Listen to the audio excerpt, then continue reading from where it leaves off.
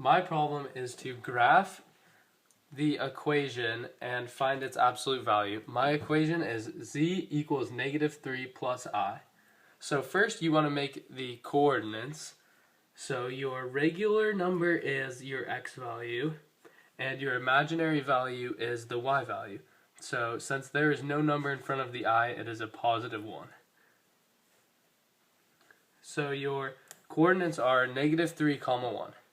So then you draw your graph.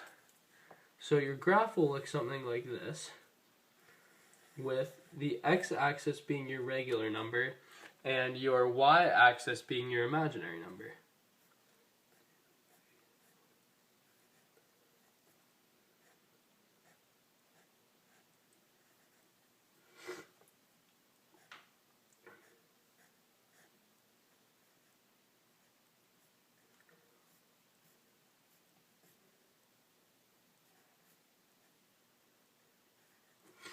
So you go to your points, you go over -3, up +1, and you graph your point, and then you draw a dotted line from the origin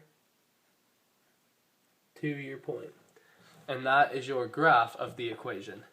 Then, to find the absolute value, you plug it into this formula. The absolute value of equation z equals the square root of a squared plus b squared. So then you plug in your equation into this. So you have square root of -3 squared plus 1 squared. That equals your absolute value. So then you have 9 plus 1, which then is the square root of 10. So the square root of 10 is your absolute value of the equation. So there you have your graph and your absolute equation of z equals -3 plus I.